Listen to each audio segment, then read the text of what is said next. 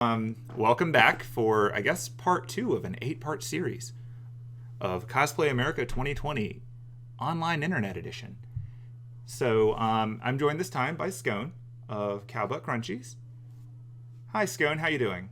Good. How you doing? How's it going, everybody? My name's Scone. I'm one half of Cowbutt Crunchies, and my panel today is going to be on using a frame or a table to do embroidery and hook embroidery. So should be good. This is Finnick. He's going to have to move in a second, and he's going to get real mad, but we'll see how it goes. Yeah. Just out of curiosity, if everyone in the chat who has a cat just wants to go ahead and tell us you have a cat now to save the trip, go for it. This foot is not welcome, sir. All right, so there's various kinds of embroidery. The kind that we're going to be talking about particularly here, and I'm going to move him. Everybody say bye, Finnick. Is table embroidery or frame embroidery. I have an actual table that I use for mine, and I've got it pre-set up for you guys just because setup takes a while. But you can also use techniques like this on stretch frames or even frames that you sort of put together yourself. Regan has been working on her gold work piece on this sort of frame that we sort of not put together the nicest, but it works because the purpose of the frame is to keep the fabric under tension. Usually, a lot of times when you learn how to embroider, you're learning how to embroider in a frame that's like a circle in a circle, and that keeps it under tension. But the nice thing about the frames is not only can you do a bigger piece, but you can, I find it easier to manage tension on it. And once you put your frame up on something so that you can get both on top of it and under it, then you can do different techniques than you could with just a needle and thread. There's the camera. Okay. Yeah, so you can see this isn't the most neat, but it's definitely something doable if you want to just test it out without buying a whole table. But I will show you guys how my table works. So hook embroidery is usually done with a hook, obviously. There's various types. There's tambour, there's Ari, there's luneville. They all have sort of technical differences. There's some small differences in the hooks. They're worked from different sides of the fabric, how the beads, if you're involving beads, are loaded onto the thread, which side you're working on. But I have found that I have both a tambour hook and a luneville hook, and I use them the same way. And it really comes down to how you're comfortable learning. And then you can sort of reach out and research more if you want to get really technical with it. I don't think you need to that much for cosplay purposes. If you really, really enjoy it and you get super into it and you want to start making some really elaborate pieces, that's different. But for cosplay, it's kind of like what works. So this is a tambour. Okay, bear with me. This is going to be like, I'm spatially challenged and this is going to be fun. This is a tambour hook, and I'm going to you guys can barely see it. You see how there's a little tiny hook shape in? See that little itty bitty hook in the needle? That's the magic. That's what gets us working. It's similar to the kind of hook that you would use if you've ever ventilated a wig. And I have, in fact, when I couldn't find my wig ventilating needle, used my tambour hook and vice versa. But the sizes are different, and this is the smallest size for the small beads, but you can get bigger needles for bigger thread, and then it kind of comes in this holder, so you have a nice handle that these things come in and out of. However, it's really hard to see how tiny this is, so I'm going to demonstrate for you guys the sort of general technique with this, which is a latch hook that I took the latch off of, and a piece of chicken wire to get the general idea of how we do this. So like I said, this is all comes down to the hook on the thread. Unlike traditional embroidery where you load up a piece of thread on a regular needle and then you just go in and out and in and out of the thread, this works with a chain stitch. A chain stitch is where you are moving the thread along in a continuous length. So it's nice because it's faster once you get, because you're not having to go up and down on either side of the thread. You are always, your needle or your hand is always staying on one side of the thread and one side of the fabric, sorry. And the thread is on the other side and you are pulling it through the fabric each time you go in and out. So to demonstrate, we would pretend that this is a piece of fabric. You know, it's got holes. As such, I would say you probably can't do this on knit. The way that knit fabric is structured, like this is a woven fabric, right? There's a weft and a weave. Knit fabric has a lot of loops in it, so you really wouldn't be able to get the hook in and out cleanly the way you can with a woven fabric. The idea, the reason that the hook is so tiny is that you're literally jabbing into the fabric and pulling your embroidery thread through the weave of the fabric. So you really need to use a woven fabric and you really need to use it under tension, which is where the table comes in. But we've blown this up like super, super high res for you guys. So there we go. I'm not used to doing these things on camera, so we're all just going to learn how to do this together. If I was going to start, if this was my fabric and this was my thread, and obviously you can see this is like a way thicker cord than you would actually use. This is like cord from Home Depot. There are ways to use the hook to secure the thread. I usually just knot the thread into the fabric in an area where it's going to be covered up, because again, this is cosplay and we don't need to do everything the super technical mastery way necessarily. It's a jack of, there we go, a jack of all trades versus master of one situation. So I would probably use a regular needle, and I'll show you guys this when I work on my real table too to demonstrate, but just so you can get the general idea. I'm gonna lift this up.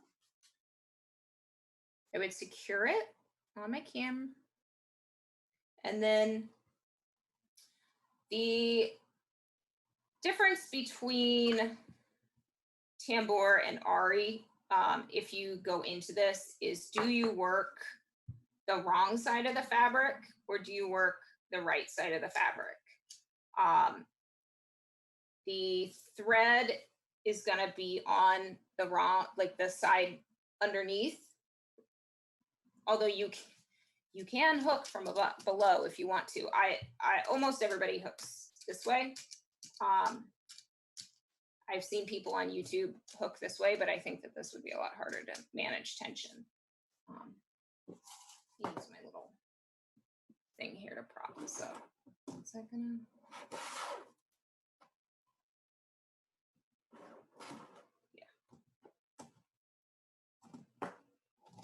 Sorry, guys. I didn't get this all set up beforehand.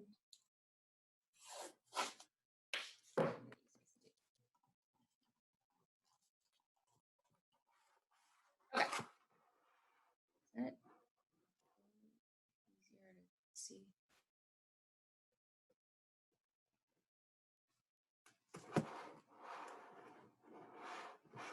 Yeah.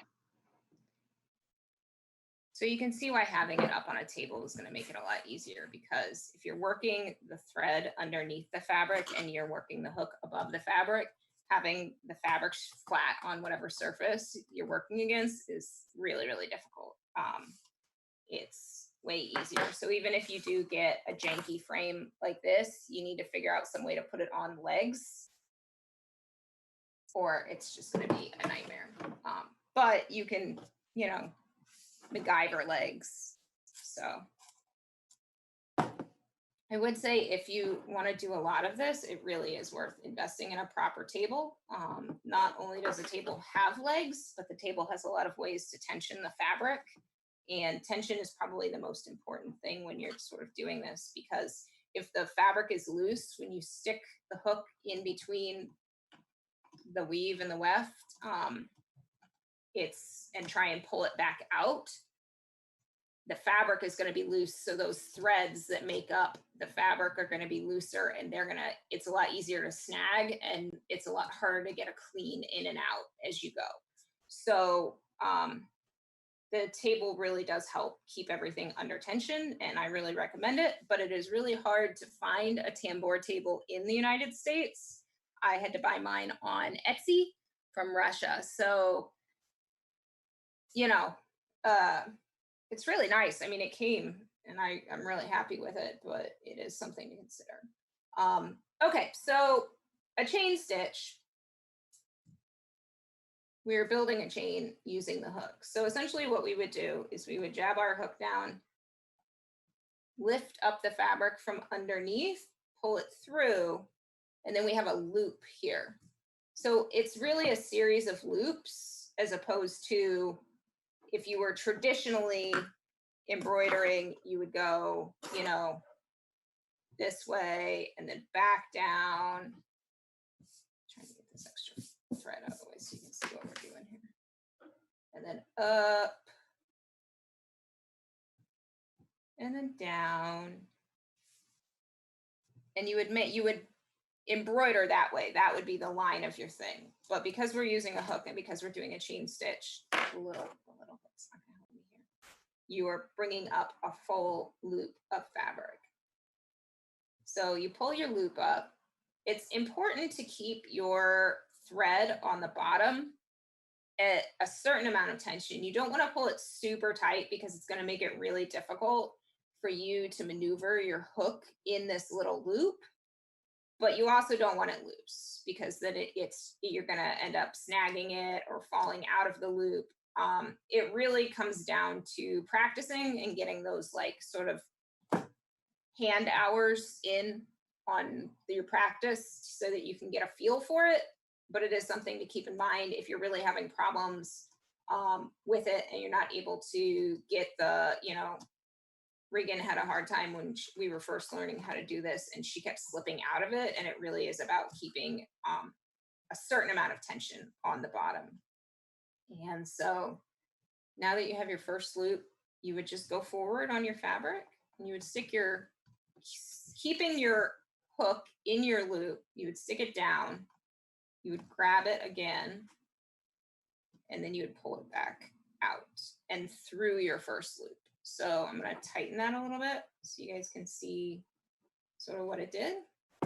And you can see the second loop is pulling the first loop forward and creates, we do a couple more, it creates this chain.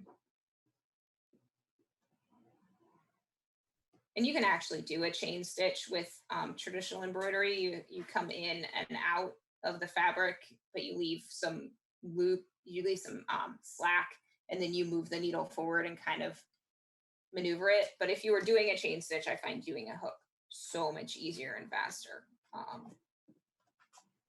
And once you get good and fast at it, this is a really great way too, even if you're not doing beading or embellishments or sequins, which is where tambour really shines, you can still do a very quick chain stitch. And you can see that took like only a minute to, and obviously the scale here is a little different. Something to keep in mind though, the problem with chain stitch is that if you lose your loop, you know, you like walk away for a bit and then this gets pulled, the whole thing is going to come out. So, and if you have beads on every one of those little loops, the beads go everywhere. And it's pretty horrible and devastating. And then you've got beads everywhere.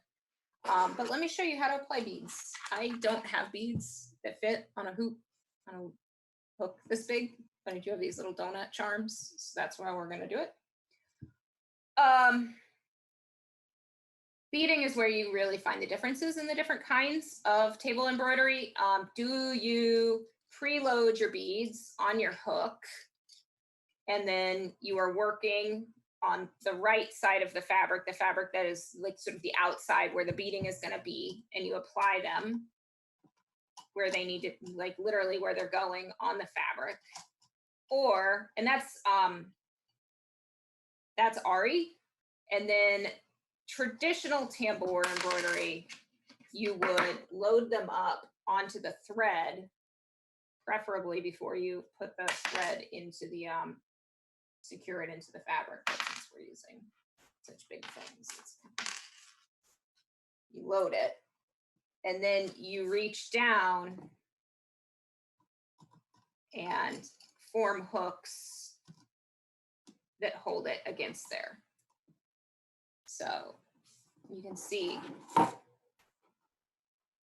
it's secured on what would be the right side of the fabric. Both have their advantages and their disadvantages. I think working on the underside of the fabric with the beads is trickier. I think that it's harder to deal, especially when you're learning, it's harder to deal with keeping the thread at tension when it also has a ton of beads on it. And you're trying to keep the beads from sliding down, and you're trying to grab, only, you're like, okay, well, I need to grab this much thread and I want 2 beads on the piece of thread that I'm using. So it really adds like a whole additional set of variables to deal with while you're also trying to learn and teach your hands, not your fans, teach your hands the tension and sort of how it should feel and how to do this quickly. So I really always work with my beads on my hook because that's how I taught myself, and I'm much faster at it.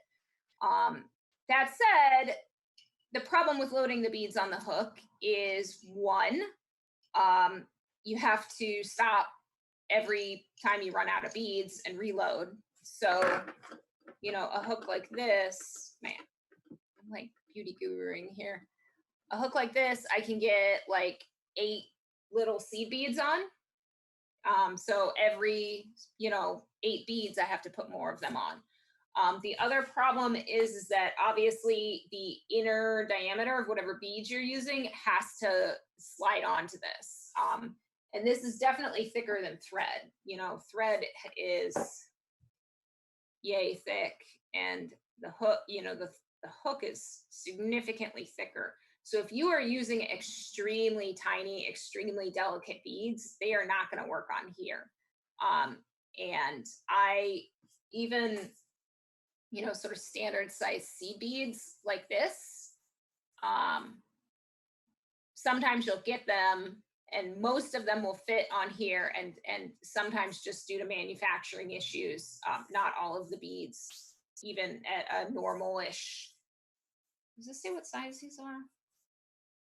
No, these are like seed beads. I mean, you guys know what seed beads are. Sometimes even then they won't always fit because of just issues with the manufacturing of them. So that's something that would be eliminated if you were preloading all of your beads onto the thread and then working the thread from below, because no matter how small the beads are, like they're going to fit on thread.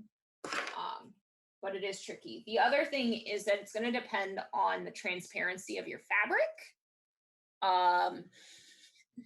If you're working in a very sheer something like an organza, then obviously you can see the underside of the organza and you can see what you're doing. If you're embroidering on a piece of silk or a piece of velvet, you have no idea, you'd be like trying to see what you're doing at the same time. So that would also make it really tricky. And a way to get around that is to do your embroidered pieces onto organza and then cut them out and apply them to whatever material you want. And a lot of people do that. I really enjoy doing that for a lot of things, especially if I use poly organza, because you can cut it out with a hot knife and then the edges are nice and smooth and slagged. That is how we are doing or Reagan, I'm not doing it. This project, she's doing all of her embroidery and her beadwork on a piece of organza, and then she's going to cut the shape out and heat seal it against fraying. So organza is a great product to work embroidery on, in my opinion. And if you look up tambour or Ari or Luneville, or just like high-end embroidery sites, some people are really just into like regular embroidery. A lot of times they will tell you to use, you know, silk organza. I know that Garnet from the American WCS team did a ton of her embroidery for it was like they did Bloodborne, right? I think it was Bloodborne. It was either Bloodborne or The Witcher, and I get those confused, but I don't think it was The Witcher. And she did it on silk organza, and I was mad impressed, but I'm also way cheap, so I'm gonna yay. Okay, it was Bloodborne. I use poly organza, and it's fine. It does have less tensile strength, but I have yet to do anything that requires that much tensile strength.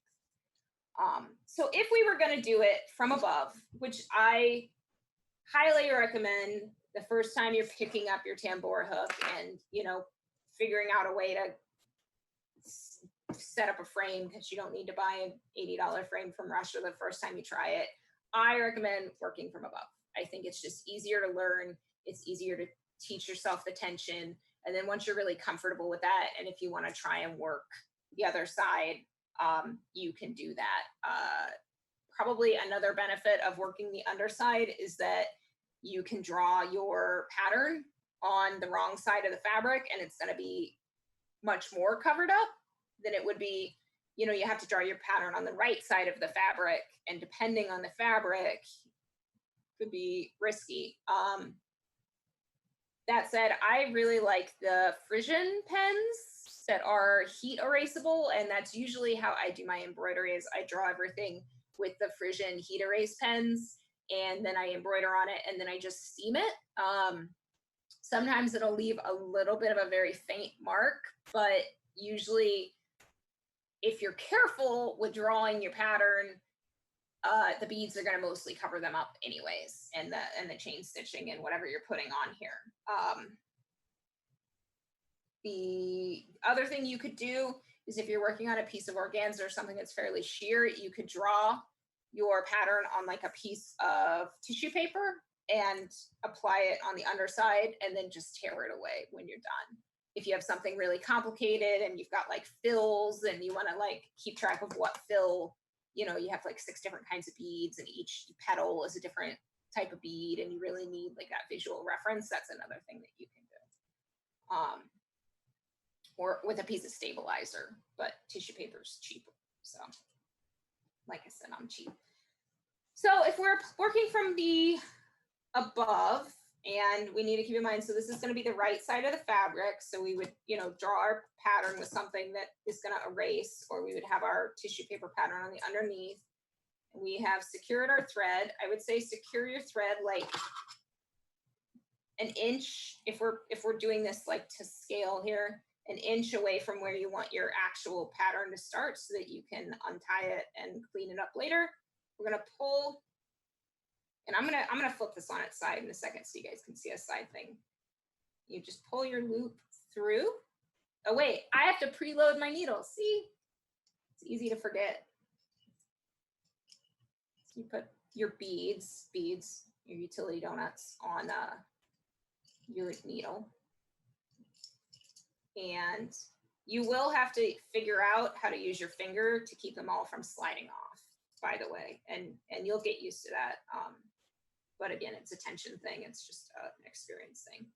And you grab a loop, and then you let a bead go down, and it slides onto your loop. You skip to the next stitch. You pull the loop through. And you have to be careful, because this hook's really big, so it's easier, and this is metal, it's not fabric, so it's easy to see. But when you're doing actual fabric, it's really easy to accidentally get the hook looped onto your fabric, or you do get it pulled through, but then you get it hooked on your other loop here, and now you have two loops in your sort of tangled. You want to, there's a twist to it. So when you pull your second loop up through your fabric,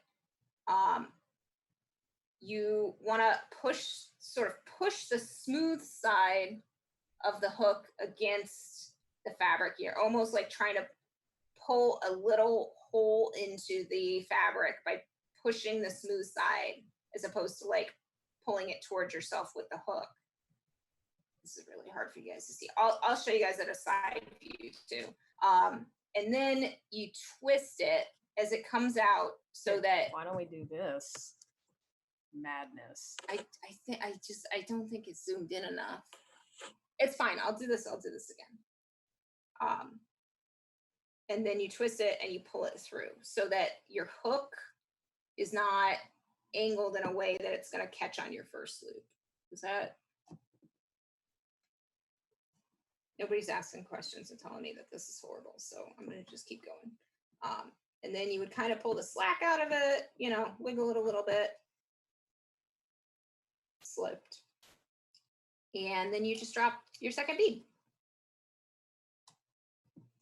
And there you go. We'll do the last one so you guys can see what it looks like. See, yeah, no, that's not the view that I want. So I'm just going to do it in a minute. Okay. I think it helps. And then your third bead would go into place. And then when you want to end it, you want to just pull the whole thread through. And that will make it. So there you go. You can see, take this from its quote unquote leg. And you can see how these are all secured. Now, when you're doing this for realsies, you want to use thread that matches with your beads or sequins. This is also a really great way to apply sequins. Like you can, I mean, these are literally like sequin shapes, but you don't want to use a totally contrasting thread, but that's for your visual aid. And you can see how this goes really fast. If you are like lining the whole edge of a piece of applique or something, or you're doing like lines and lines and lines of beading, this is so much faster than doing it by hand, sticking the needle out, picking up a single bead, sticking it back in, pulling your slack, because you can load a dozen, 10 beads on your needle and then just go boop, boop, boop, boop. So let me show you guys that again from a side view, just because I think it's it'll be beneficial. Man, I was going to do this demo with like a piece of netting fabric that wasn't going to be under, that wasn't stiff. And now I'm like really glad that we did not do that because it absolutely would not have worked.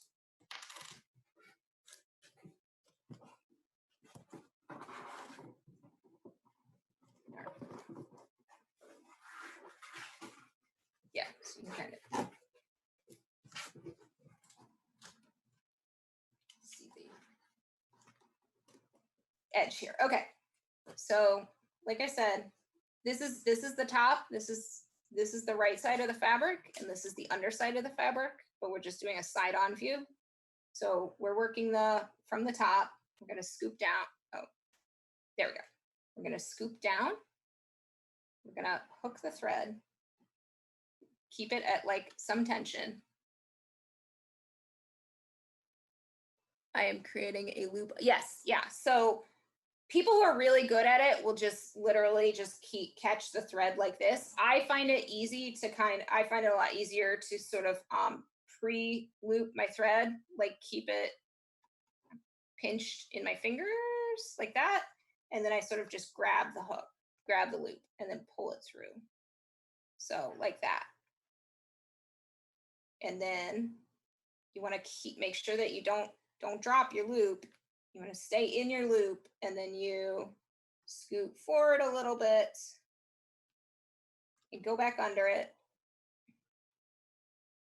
I'm like way in the wrong direction here for you guys. Okay, I'm going to start my first loop here-ish so that we have some place to go. So pull it. And again, you see how you probably can't really see. I am trying to avoid the hooks. I'm trying to avoid the hook side of my hook, like pulling up against the weft of the fabric. I am, oh God, this is like going way out of focus. I am pushing it away from myself so that the smooth side of the hook is the one that is tensioned against the fabric. And that will help keep it from catching as you pull it back through. So push the smooth against the fabric, pull it out, keep the some tension on here so that the loop does not go slack, because that's usually how you lose your loop. Go back in, grab your second loop, push it against the fabric, and then twist. This camera does not want to focus on what we're doing here. Man, I don't know how I thought I was going to do this in a room of like 20 people. 6 feet away from me. There we go. That looks really good. Okay. So you pull it through and then twist it as you're pulling it.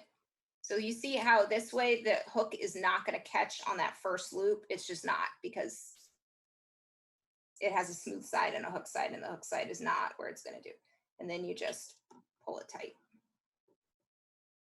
And if we were doing beading, there would have been a bead on there. You know, I can put a bead. My donut beads. And like that. Okay. So that's sort of the theory behind it. You know, it really comes down to practice. And if you've done rug latch hooking, or like I said, wig ventilating, this is sort of will be familiar to you. So those are also good resources if you want to look it up and just sort of try and get a closer view on what you're doing. It is one of those things that it's unfortunate because the scale you're working at is so small that it really is kind of tricky to see what somebody else is doing. But if you think about it as loops within loops within loops first, and then figure out how the beads go on, it can help. So we're at quarter after. So to keep the loops flat versus a twist in the loop, I think if you're doing the chain stitch as a decorative feature on its own, then yeah, you need to be more careful about untwisting it once you get it in the loop. If you are using super thin thread just to apply beads, it's not as important because most of the chain stitch disappears into the bead. You're really not going to see what's going on with the thread because the bead is like the big physical thing, and also the thread is inside of the bead. But if you are using like embroidery, you can get a bigger needle than this and use embroidery floss and just do traditional embroidery this way. And if that's what you're doing, then yeah, you need to keep more pay more attention to sort of the direction of your loops and whether they all lay flat or not.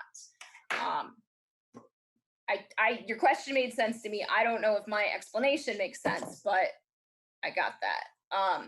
So this is my table that I have. Like I said, I'm gonna do a little bit of a demo and then I'm gonna take it apart because I want to show you guys the setup, but setup takes so long that I figured I would show setup in reverse. You can see here, I've drawn on my fabric with my Frisian pen. You guys can kind of see that. And it's organza, so I can see underneath it. You can barely see the fabric in general. And here's my hook. So what I'm going to do first is I'm going to come over here away from the pattern, and I'm going to pull up the threads so that I can knot it. And you see here, like when you're talking about fabric and you're talking about you know, this tiny little hook, and the holes in the fabric are really quite small. It's very easy to, oh, you guys can't even see what I'm doing. I'll do it over here. It's really very easy to if you're not paying attention to which direction the hook is actually facing, you're snagging because the hook is catching it. So that's why you always want to keep the tension against the fabric on the smooth side. And a way to do that is, you see this little screw? This is the tensioner so that you can unscrew this and you can put in different sizes of needles. But it's important, use the screw and to orient your hook. Again. So you see how my hook is the exact opposite side of my screw. I think there's like a whole technical, you're supposed to have it facing the screw or something. I don't think it matters as long as you know, looking at the screw, where the hook is, because that will help you visually pay attention to what you're doing with where the hook is in the fabric. So, all right. So I'm going to knot this. And this is not an area where I'm actually embroidering. I'm just trying to secure the thread. And then later I will cut the little knot off and probably sew the thread into where I was working, or I'll just heat slag it. Doesn't really matter. There we go. A nice thing to keep in mind is, so if you are not, if you're working from above, you don't actually have to cut the thread off of your thing. You can just work from the spool, the spool. I will say it's really worth it to treat your thread with something that's going to help it not tangle. You can use beeswax. I use soap because, again, cheap, but you can definitely buy beeswax that is meant for sewing, and it helps. You just run the thread kind of, run it along the thread, and it will help keep it from snagging and tangling for you. Hello, yes. The hook snags like that. Keep the tension on the thread, and learning how to negotiate the hook through the fabric without it snagging is like probably the most difficult part of this. That's another reason I really like working on organza, is it tends to have a bit of a looser weave. So I think it's easier to learn on, and I think it's easier to work. You guys can see even here where I tied it really tight, like it pulled a little bit of a hole in here. We're not going to tie it that tight when we actually do the beadwork, but it's a looser material, so you have a bit more, it's a little easier to keep it from snagging. So then what I'm going to do, I usually have like a little flat tray that I'll keep actually on the corner. I'm going to change the angle of this. You guys don't care about my face. You want to see what I'm doing. Okay. I usually keep like a little tray somewhere off of the side that I keep all my beads in, but it's actually got different beads for a different project in it right now. So I'm just gonna, so you can see these are just nice little seed beads that I have, and I just scoop them on here. This is why Ari is more time consuming than tambour, because on tambour you can use one of those little bead threader things that they have in the jewelry section of AC Moore to like preload all your beads on the thread, even though I can't figure out how to make that thing work. I guess I could read the instructions, but it's kind of irrelevant. So you can see I have my beads on my hook. I usually don't fill the hook up, because you want to make sure that you have space for the hook to go down under the fabric, and the beads are obviously not going to pass through the fabric. So you still need to give yourself a bit of working space, but there's like 10 beads on there. So, it's still faster than doing them one by one. So what I'm going to do is I'm going to go to my pattern where I drew my line. I'm going to grab, you can see I have a little hook of thread in my fingers. I'm going to grab it. I'm going to get it through. I'm going to drop. You can drop a bead or two, depending on the size of your bead, depending on your sequins, how fast you want it to go. I'm going to pull the tension. And then, you kind of got to get a sense for where the next stitch is going to be. It's going to be a little bit further than the distance of your beads. So if you've got one bead on here, obviously the stitches are going to be smaller. And then you just pull a second loop through, and it secures the beads. Another good trick to do is to use thread that matches the color of your fabric, because that'll be sort of invisible. But you can see, you really don't see that much of the thread except in between, and I'm kind of playing fast and loose with my spacing here. So I was being more careful with the spacing. So you're really just, see, and it's easy to snag, and then it's easy to snag on the other hook too. That's why you really gotta keep the tension going and twist it. It is tricky. This is definitely like one of those techniques that, you know, you watch somebody do it and you learn about it and you read about it, but it really just comes down to teaching your fingers how to be good at it. And if you go on YouTube and you like look at tambour, there's like videos of like fabric makers in like India and stuff, and they're doing it at a speed that is just like absolutely unreal because their hands are just so good. So you can see it's just all the 10 beads in 45 seconds. I don't know, I wasn't paying attention. So it would work the same with sequins. It works the same with different sizes of beads. You know, all kinds of, anything that you can pull the chain stitch through to secure it, you could do. You can do lines. You can also do fill. You know, we could fill this whole thing up. You can also, the nice thing about it is you can do different materials at once. You know, you can do your line and then without even cutting your thread, go back and do sequins or a different kind of bead or something. My beads are going everywhere. This is why it's good to keep a little cup of them so they don't go everywhere. Whatever. Let's do, so you can see. Drop a couple on there.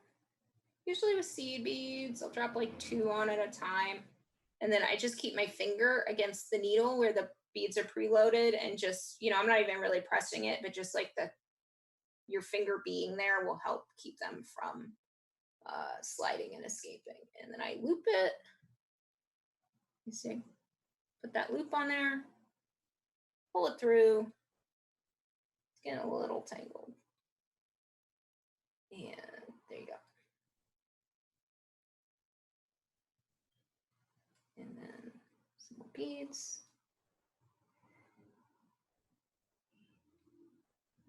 Usually I have this thing pulled a lot closer to me too, so. The thing about the tables, since we are getting at the end of the time here, obviously your table, okay, you guys get the idea. I want to talk about the table because it is called table embroidery, and I do want to talk about the frame. The nice thing about the frame is it keeps it under tension, and it keeps it under tension in 2 ways, and this is sort of the benefit of getting a real frame. So at this side and this side, you can see these sort of white fabric strips have been attached to the piece of the frame, and you would sew it on there. And then on the 2 sides, you use thread, and you literally sew in loops around your thread and pull it tight. Your fabric should be so tight that you're getting like a drum effect when you smack at it. Tambour, actually, that's what tambour means, is drum. So it should be really snug, and attaching it on the sewn sides and then the sides where you just pull the tension really allows you to keep as much tension on it as possible. If you are making your own frame like this, it is totally possible to just do those sewn loops around all 4 sides, but it is trickier to get it set up and keep it under a really good, really even tension, because that's the other thing is you don't want it like, this isn't tight enough, but you know, you don't want it at a weird, you really want it to keep in square with the grain of the fabric as tight as you can. This one also has legs on it. So that's what takes so long about the setup, honestly, is these little side things. If you were doing this in a very technical sense, you would actually want to sew a piece of like twill tape or good cotton. And, you know, some women will just actually, they will put a piece, their embroidery, sew it as a square on top of a piece of cotton, cut the cotton out from below. So it's sort of like a window effect. And then they mount the cotton itself onto the frame to keep the tension. People who are like really into like church embroidery do that a lot, just because it gets so heavy that it really is worth it to keep. It stays on the frame for so long that it's worth the investment. I don't do that because that is so much extra work and time, and I hate doing that. You can do bead pieces that are longer than the frame. This frame, you know, it's adjustable. You can change how the screws are, and it'll be different sizes, but there is sort of a max size for it. You can get bigger frames, but they're more expensive. Usually what we do is try and figure out a way to orient it so that the sewn sides of the frame, you can roll it up like a scroll almost, and you're just working on one piece at a time, and then you like sort of unscroll it and re-scroll it. Is it okay when the thread twists when you are beading? I think it's okay. Again, this is cosplay, and you're trying to just get good enough at it that you can do it competently and quickly. I think if you were really getting into deep embroidery, you know, really that was your thing, you would want to be a lot more careful about the twisting of the thread and the tension that would affect it. But for beading and for cosplay, because most of us are just going to be doing smaller pieces, I think that it's fine that the thread twists. Yeah. So I'm going to take this off. Taking it off is so much faster than putting it on, but you can see how much thread goes in to securing it on the side. And if you are doing a really long piece that you need to roll and unroll, then you have to redo the sides every time you move it. So it can be a bit of a pain in the ass. But that is generally the concept behind tambour and hook beading. Are there any other questions? Doesn't look like it. And Regan's waiting to do her panel. That's fine. I mean, yours takes longer than mine. I'm fine this time. Oh, okay. Just want to make sure that if anybody, I don't think so. I would highly advise just going on YouTube and searching for like tambour or hook embroidery.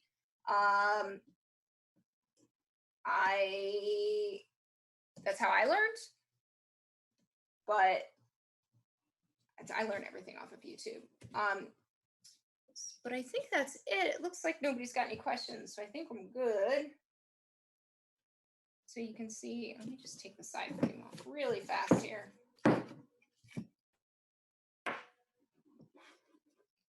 And you can see how much of this fabric I actually rolled up. So you can get a pretty decent size piece of fabric onto this frame and work as you go. You just have to figure out a way that you're going to be able to keep it under tension when you're working on just the part that you're working on. And if you're doing something that is going to take a while and you're working on it piece by piece, an important thing to do is every time you're done with it and you're putting it away for the night, you do need to loosen up your frame just a little bit, because you don't want to keep it under constant tension or it'll eventually warp, which is another reason why getting a proper table is nice, because it has a lot of adjustable points where you can do that. Doing it like this, you know, it's under tension and it's going to stay under tension. You can't really adjust it afterwards. What is the thickest fabric I would recommend for this technique? Probably not something like velvet or anything with a nap. I would stay on the lighter side. I really, really recommend organza. I think you could probably do it on chiffon. You can definitely do it on like a light silk. But I would stay lighter rather than heavier. I think that you're just gonna the density of the fabric is gonna start causing you issues trying to get the hook through it. The thicker it is, the harder it is gonna be able to get it on the frame at a certain amount of tension. And if you have a nap, it's gonna be easy to crush it with your tensioning. If you have a really thick fabric, I would think about a way to do the beading separately on a piece of organza and then apply it later if you're doing a big mass piece of like a big chunky thing. That is probably going to save you a lot of time and tears. Okay, so I think that's all the questions. Like I said when we started, my name's Scone. I'm one half of Cowbutt Crunchies Cosplay. We do tutorials and educational content. You can look at all of our socials are at Cowbutt Crunchies, except for Twitter, which is Cowbutt Crunchy. And we are now doing more YouTube. I was getting there. We're now doing more YouTube content, and our YouTube is also Cowbutt Crunchies with an S. All right. Yeah, Twitter's the only one that has a weird character limit that really messed us up. Check us out on YouTube and Patreon and all that good stuff. Oh, yay!